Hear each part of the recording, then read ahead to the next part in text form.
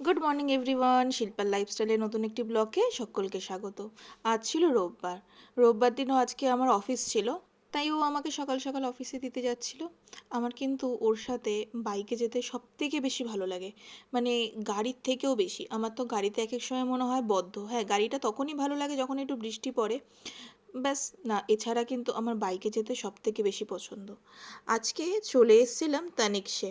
না না, কিছু কিনতে না, তানিক্স থেকে হচ্ছে ইনভাইট করেছিল একটা বিশেষ কারণে। ওদের হচ্ছে শ্রাবণের কিছু ফেস্টিভ্যাল চলছিল, তো সেই কারণে হচ্ছে মেহেন্দি আর নেল আর্টের জন্য ইনভাইট করেছিল। আমার পৌঁছাতে অনেকটা দেরি হয়ে গেছিলো, কারণ তার আগে ছিল আমার একটু ডক্টর দেখানোর। তো ডক্টর দেখিয়ে আমার বেরিয়ে বেসিক্যালি তারপর নেল আর্টে চলে কোনো এসেছি। ইন্টারেস্ট নেই। একবার করেছিলাম বিয়ের সময়, আমার লেগেছিল, সেই কারণে নেল আর্টে একদমই ইন্টারেস্ট নেই। কিন্তু মেহেন্দি আমি পরতে ভীষণ ভালোবাসি, তাই কিন্তু ডক্টর দেখিয়েও চলে গেছিলাম মেহেন্দি পরতে। মানে ওই মেহেন্দির কালারটা হলেই হলো, ডিজাইনটাও আমার কাছে অতটা ম্যাটার করে না।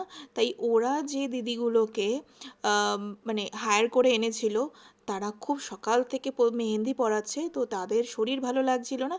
আমি বললাম আমার কোনো প্রফেশনাল মেহেন্দি আর্টিস্ট আমার দরকার নেই, আমাকে একটু সুন্দর করে পরিয়ে দিতে পারলেই হলো।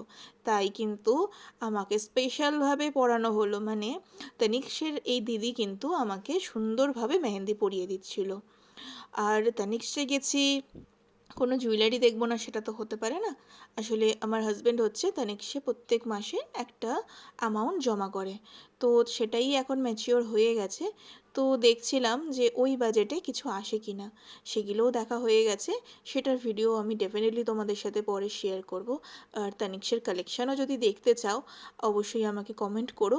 আমি কিন্তু তানিক্সের কালেকশান তোমাদেরকে দেখাবো একটা লং ভিডিওতে। দেখো কত সুন্দর করে কিন্তু আমাকে দিদিটা পরিয়ে দিচ্ছিল। প্রথমে আমাকে ওই একটা হাতেই পরিয়েছিল, তারপর বলছে না না, আমি তোমাকে দুটো হাতেই সুন্দর করে একটু পরিয়ে দিই।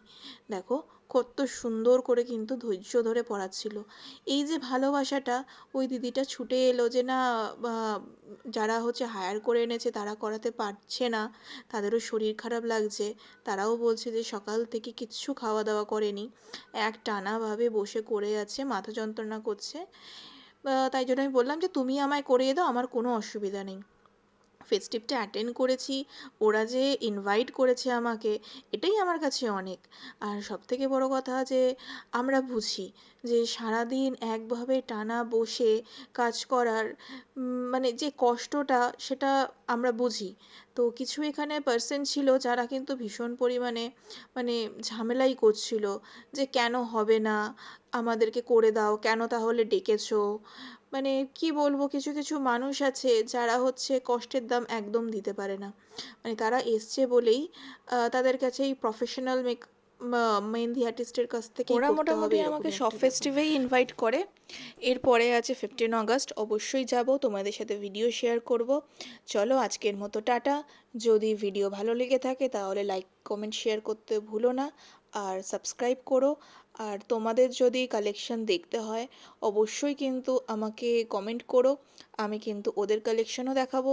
আর যদি আমার জুয়েলারি কালেকশন দেখতে হয়, আমি কিন্তু সেটাও তোমাদেরকে দেখাবো।